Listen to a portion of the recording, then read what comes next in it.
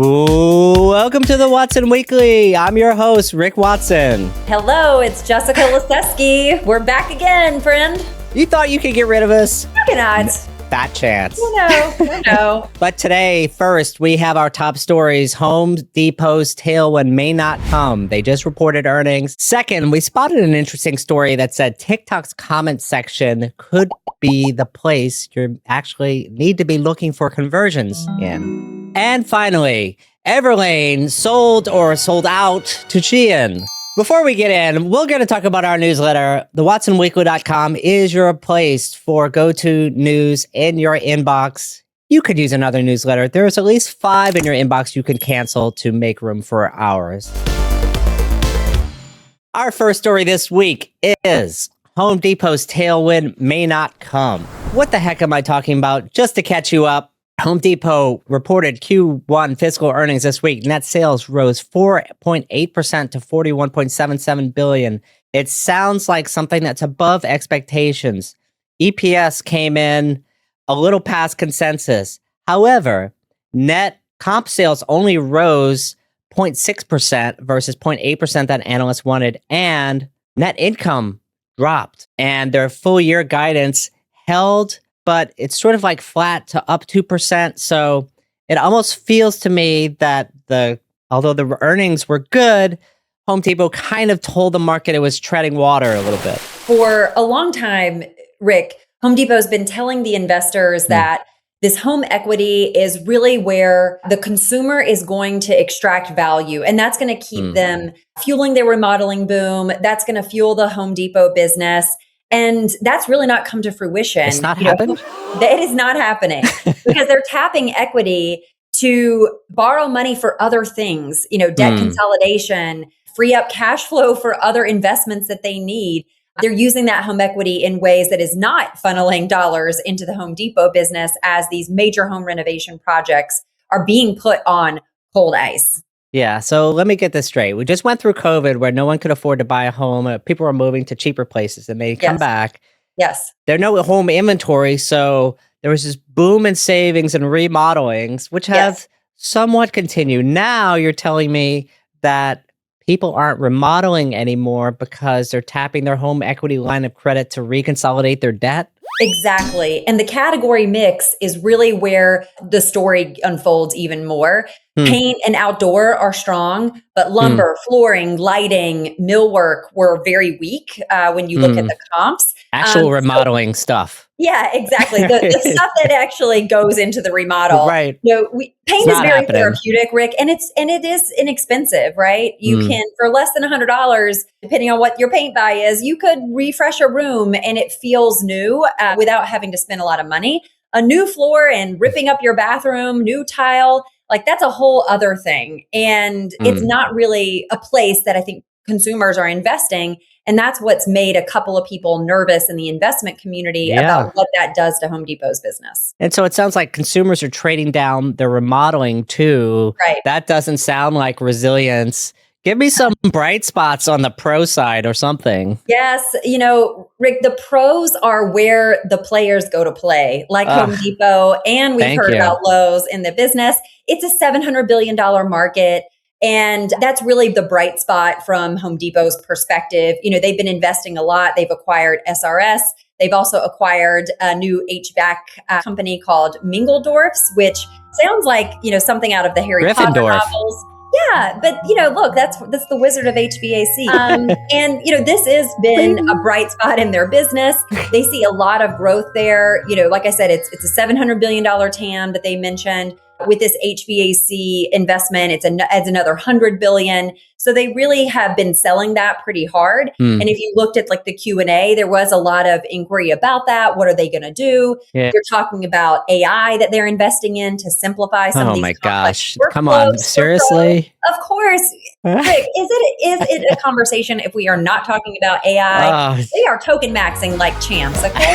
So, I think while they're waiting for this housing to come back and that strategy to flush out, they really are putting, betting the house on this pro movement and continuing to attract them. But it's a little bit of a different market. It's not a slam dunk. You've got lots of personas in that pro. And Yes. so, targeting those ICPs, as us marketers like to say, they've got a lot of disparate things, across the board. So what's your take? Is pro going to be the bet that they should play?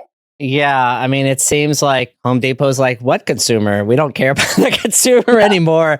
We're just focused on pro. In the meantime, it reminds me of, it seems like every business is going this way. If you kind of go back to UPS, FedEx, they're all running away from the consumer. I wonder if this could be somewhat the Amazon effect. Amazon is getting much better at delivering daily essentials. That includes some home items. Obviously, it's not remodels and things like that, but Home Depot isn't selling those things anyway because no one has any money to do it.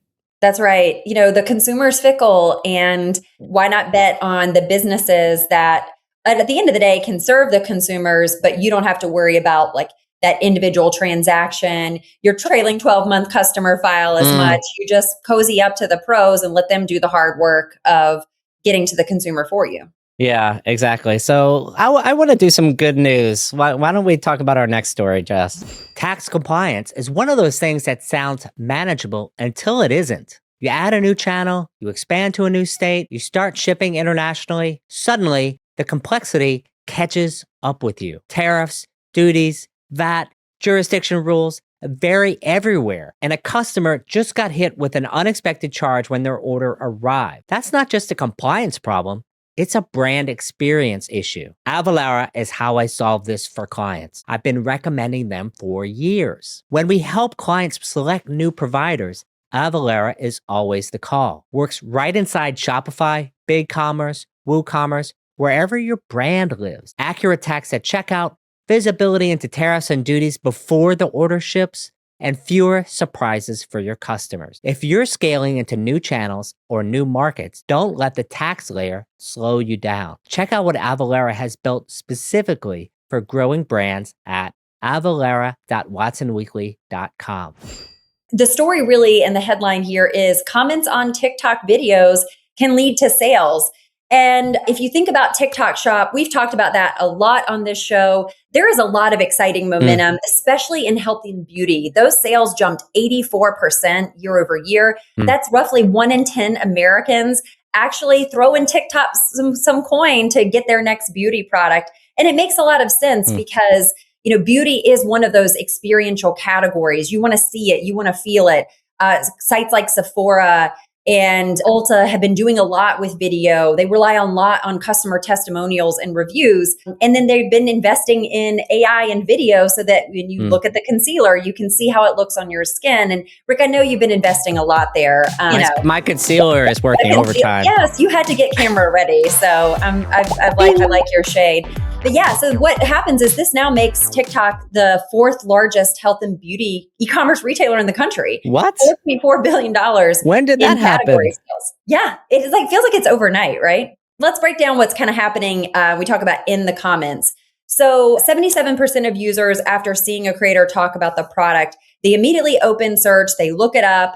They're not browsing really. They're not like immersive in the video as much as they are scrolling in the comments and looking at the video.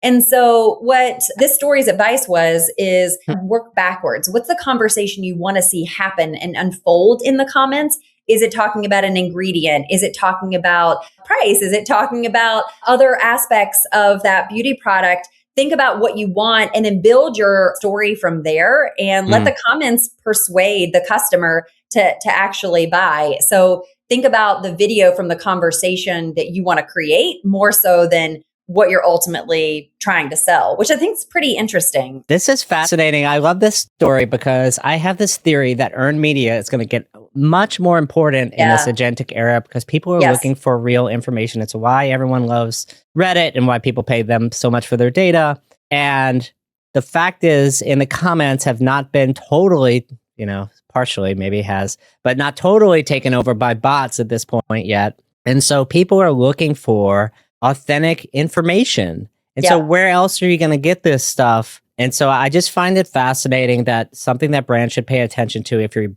have your social media strategy includes sort of like a post and blast format versus a more interactive format and a way to seed the discussions. It's almost getting back to the days of a community manager. Right. In your post, to manage these discussions. Yeah, well, I thought something cool. This is way back in the time machine that Glossier did when they were first starting up. They created a Slack channel. They invited their best couple hundred customers to come and engage, and it almost became their real-time feeder system. Peloton did the same thing. Product. Yeah.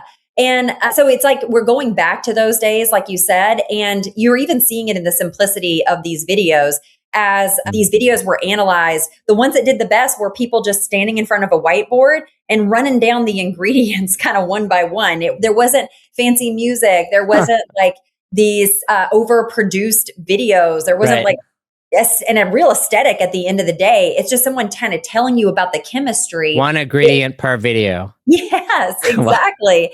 Yeah. And I mean, it adds up because on average, these customers are spending about $118 per year. It's a pretty decent AOV, 3 to 4 purchases across supplements, skincare, fragrance. So this really is, the playground. Concealers. Yeah, concealers, Rick. I know. Yeah. Good job, though. Good job on you. Thank you. The trust really is there. I think a lot of brands have always invested in influencers, but it feels like the time has come to start continuing to throw your money at it and get really creative and continue to build that community. What do you think? Yeah, I think it's definitely interesting. I love this idea. Kind of going back to the old school days. I remember in the early 2010s, there was this company called Comment Sold, which reminds me people can buy things in your Facebook comments and it would send them a checkout link just through Facebook. And they were acquired in 2021 by Permira.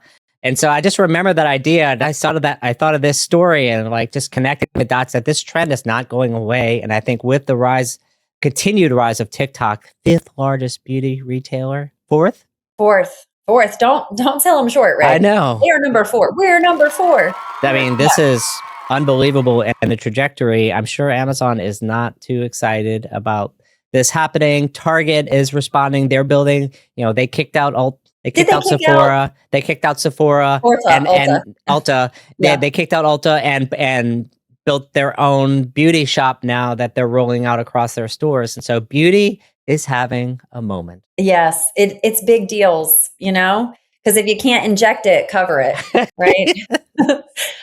That's what I say. So, yeah, okay. True story. Well, I was getting my haircut 2 days ago. Now you like my haircut? I do love your haircut. Thank you. Yeah, and I was listening to 2 women talked about, it's like, girl, you got to get some Botox. That's where you can make it shiny here. Yes. You won't have that problem. I'm like, wow, what era are we living in? We're living in the era of we don't want to age. It's real. Exactly. Okay, so let me bring us home with our last story, which it feels like this one broke the internet, Rick. I don't know. If you have not heard this story, I need to check on you. We'll do a wellness check because you have been under a rock. Everlane has sold to Shein for $100 million.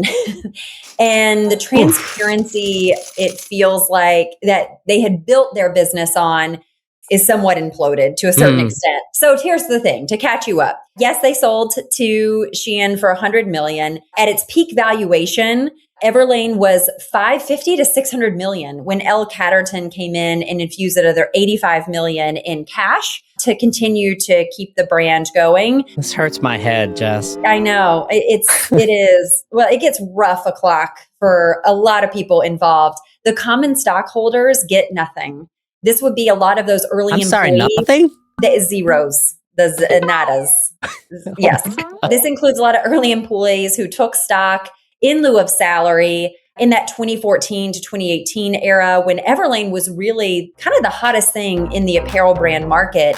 They were very disruptive in the story of how they presented the way your clothing was made. They broke it down to show that transparency in the supply chain that would hopefully give people a feel good and want to shop with them. And it absolutely worked. Apparently, the deal did not come out of nowhere. Back in March, Sherman reported Everlane was carrying about 90 mils in debt, a $25 million Gordon Brothers loan, a $65 million asset revolver. And Elle Catterton, as the majority owner, was looking at finding a co-investor to recap the business. They could not find one. And so it kind of left them, I guess, with no choice. By the way, can we talk about this $100 million number for a second? Because all these things are adding up. Okay. from like the dollars and Is the cents math point of not view. mathing for you? The math isn't mathing. Like $90 million in debt, not many other buyers. Shein is about the lowest AOV place on the planet to buy anything. And they supposedly pay $100 million for exactly what? Brand equity? Yeah, 100 million. Look, all I'm saying is they didn't walk a $100 million in a Brinks truck up to Everlane to buy the brand. What they did, is put up some cash based on the inventory, and the rest is like, you earn it on the come, because otherwise, what are you paying for? L Catterton's portfolio is a little bit different than what you see with Everlane. They have LVMH, Birkenstock, Ganni, a long list of these premium consumer brands. So it was a little bit odd to see this in the mix. Shout out to Matt Elcat Peeps, Chris Silver, and Matt Ezek. So yes, exactly. So, I think that there's been a lot of speculation. Does this give them a better foothold in the US as like they're trying to continue to deal with tariffs? Does this give them another shell of how to funnel inventory in that's not necessarily in the Shein brand? But you say, did you just say that out loud? You said they're creating a shell company to trick the consumer? This is my speculation. Right? I'm just saying it. Like, look, it makes sense on This paper. is why I love you so much, Jess. I know. You said the quiet part out loud. Here's the thing. They are, if you look at Everlane's model, it could become something like a Quince, right? Quince has been on a tear. They basically crushing it. They are crushing it. And they kind of are doing also the quiet part out loud, which is duping, but not duping in like the Amazon Shein way. Somehow, yes, they have been sued. Somehow they continue though to like keep fronting. And I think that it's just a different shopping experience. And so the customer feels like they're getting higher quality, which they are. But when a cashmere sweater on Everlane is selling for $178, on Quince, it's selling at $50. I don't think necessarily the customer is going to do that feel good, like, okay, just because you show me the supply chain, I'm going to be spending, a couple more dollars there, because it's not, it's a materially different change. So what Shein could do is utilize this brand as a front or a shell or just another company, to still get that price point in a good spot, sell it above $10. But, they can shed the brand where it's like, oh, it's going to make my skin turn red. And maybe like dust mites are going to eat out my skin. We've got, the podcast has gone off the rails. We're talking about dust mites here. What you're describing. It can get itchy, okay? What you're describing, jacket, how itchy is that sequin jacket, Rick? We're totally off. What you're describing is Shein acting like a private equity company. Essentially, is what you're saying. It's like, we're going to create this thin veneer, of, call it, consumer respectability on front of this hideous supply chain. Pay no attention to the man behind the curtain. Right. That we don't need the Wizard of Oz here. Don't worry about it, because at the end of the day, I think they've seen this Quince model work really well. And so why not take that for themselves? Why not utilize, if there, has been some production that's been here, is there, can you at least use it as a warehouse to get goods in? Exactly. So, our good friend Rajiv Mohapatra spent some time at Quince. He built a lot of the supply chain infrastructure. He left. He has a new company called Redefine Logistics, where he's doing that for a lot of other people. But kind of going back to the point, Quince is a supply chain company. Shein is a supply chain company. Businesses like this, they can't carry inventory, so you have to be great at supply chain. Exactly. Everlane is going to get forever 21. Like, whatever, if that's a verb, they're getting the treatment, whatever it is. And it's not a concealer. There's kind of two stories here. There's like the end of the sustainability brands or the transparency brands, and then what is happening with D2C. So when I look at these price transparent companies that have either ceased or been acquired or kind of sunset, you have Everlane now. There's Bonobos, ModCloth. Remember Brandless, Rick? That was kind of an interesting one. Then you have Veer, a Halo, Tradesy, Mara Hoffman, which was more on like the upscale apparel line, Amore Vert, which was buy a tea, plant a tree. It just kind of feels like we're walking through the graveyard of some of these brands. And does it really matter at the end of the day? Don't seem like they can sustain on their own without having other distribution, right? I mean, we even saw Everlane do deals with Nordstrom. We've seen Morby have to open brick and mortar stores. Being single channel threaded does not work. And I think, can we just call it what it is? Right. Because a lot of these brands did not go marketplace. They didn't work with distributors. They did not work with other retailers until they absolutely had to. And I think at that point, it was almost too late. Right. What do you think? Yeah, I think you're right. A lot of these DTC brands were too late to their transition, and they tend to build a lot of their own technology. They tend to have too much inventory. So the idea that this low inventory model like Shein is buying these sort of heavy inventory, $90 million debt companies, it makes a lot of sense to me in this era. So it's continuing to be a warning sign, yet investors still keep investing in retail D2C brands. I think it's a great idea on CPG. It seems to work great. CPG, it feels, I mean, grooms, washes. Fashion, not so much. Fashion is hard, guys, especially when consumers' wallets are compressed. And I think that's really the moral of this story. While we continue to see these reports, Gen Z, Gen Alpha, they care so much about sustainability, transparency, where their products come from. Homegirl is still shopping on Shein at the end of the day. And it feels like they're choosing their wallets over their values, regardless of how much they care every single time. I think that that's what's tough in this world of apparel, especially when you have so much price compression that's happening with all of these retailers who can sell you a shirt for $10 and it looks just like the Suzanne one, or it looks just like, the Everlane one. I mean, a tee is a tee at the end of the day, right? Correct. Yes. I mean, this has been a fun story to unpack. I'm interested to see what the future of the Everlane brand is. I think if it's a front for nice clothing, then that's what the future is. And Everlane will become a premium Shein. That's right. I know what I'm getting you for your birthday.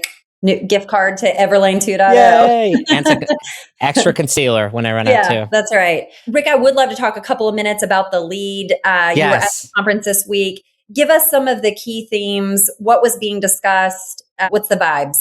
Yeah, the vibes I think are good. And I think they're a little bit different than Shop Talk. What I observed at Shop Talk was everyone just sort of walking around in a fog saying AI, and just wanting to sprinkle fairy dust everywhere. Oh, I love just it. In a short 3 to 4 months, it feels to me like there's more conversations about maturity happening, meaning there's still the boardroom who just says they want to sprinkle AI fairy dust and cut 40% of staff, but everyone else is starting to talk about AI maturity, how to move from experiments to production, which was one of the focuses of my panel. And we had Columbia Sportswear, Rainbow Shops, Tommy John on stage talking about how to build this into a production enterprise habit that involves legal and compliance and accounting. And guess what? That slows shit down. It does. Yeah. Right? It does. I think in the age of AI, there are many different ways to move, and we like to move fast and break things. Yes. But if you have,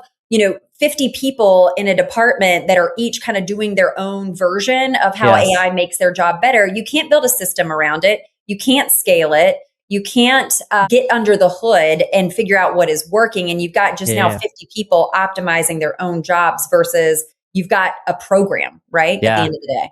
Yeah, I also was at a dinner the night before yesterday with Pipe 17 and Shopify. Kelly Gage and I co-hosted a dinner about AI, and it was great. I gave a talk about 10 minutes. One of the points of the talk was to talk about, like, in organizations, should AI be optional or required? And this kind of goes back to Toby's memo at Shopify back last March that kind of threw the world for a tizzy. I think he's turned out to being right. My theory at this point is if your employee is not using AI, by a year from now, it would be like walking through a department and having people like, oh, I don't need a laptop to do my job. I'm going to be fine. I really think we're at that kind of point. And I definitely did not believe that a year ago, but knowing what's possible now, we're at that tipping point where it's not just like, oh, I can run things on premise versus a cloud. It's almost like I think it's more serious than that.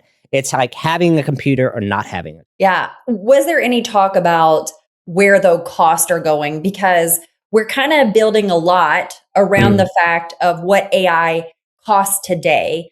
And if you look at like where cloud costs have gone, cloud was Cloud or Claude?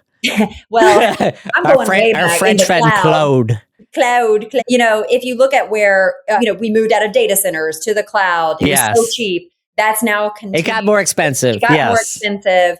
That runway was probably a bit longer than I feel like the AI expense runway is going to be. Was there any talk about that? There wasn't a lot of talk about that. I've brought up the conversation a number of times where this sort of token budget, which is in OpEx, is moving to the CFO. These enterprise plans for these AI do allow you to control employee costs, which in some sense could be the opposite of what you want to happen. You actually want people pushing their budgets, not being limited by their budgets. And then you want to pull them back with conversations later, not in the opposite way. Yeah. Because then you're kind of stifling innovation. I definitely think that's a play for the future. But I'm not too worried about it because there is a path to manage it. You can move some things to open source. You can run models locally. You can set up dedicated servers. You can not use the expensive model every single time. There are a lot of strategies. But if you listen to what the strategies are, it sounds like technology architecture work that needs to happen, which means people need to think about. So software engineers not going anywhere anytime soon. They've just moved to a different level of the stack, I think. Agree. And I think they have to get more ingrained in other departments 100%. than just staying within engineering, right? Because I know even in my own world, having an engineering partner to help you either maintain or build the things you're doing is critical in order to just gain efficiency. And also we're almost now having these mini software development discussions 100%. on how we're streamlining processes with AI or building things that work across multiple different systems. So it's a fun world. It's a fun world. It's exciting. If you put the doomerism aside for a second, anyone I know that is the most AI pilled or Claude pilled person that you ever seen, they are busier than anyone else. They're so frantic. They're doing so many things. So any efficiency gains, you can't tell that they're more efficient because they've just filled up that much more work in their day. And I think I'm one of these people. I feel like that, it's going to turn, I think, your A players into A+ players because in the business world, we always know there is more you can go do. Yes, so it's not like you're able to just say, oh, cool, I made myself more efficient. Let me go chill on the beach somewhere. Yeah, 4-hour work week or some BS like that. Yeah, I don't think that's happening because there's always a new market. There's new products, there's new expansion. Somebody willing to grow faster than you, then you're in trouble. 100%. So it's not like you can go asleep at the wheel. Listen, for the audience, if you rest on your laurels, Jess Lasesky will eat your lunch. Oh, yeah, I do. She hungry. So. All right. Well, we're going to end it here. Thank you so much for that recap. Awesome. I had a little bit of FOMO, but it's good to understand what's going on in the world. Thank you guys so much. Yes. Thanks everyone for this week. Stay classy, be bold, and see you next time. Have a good weekend.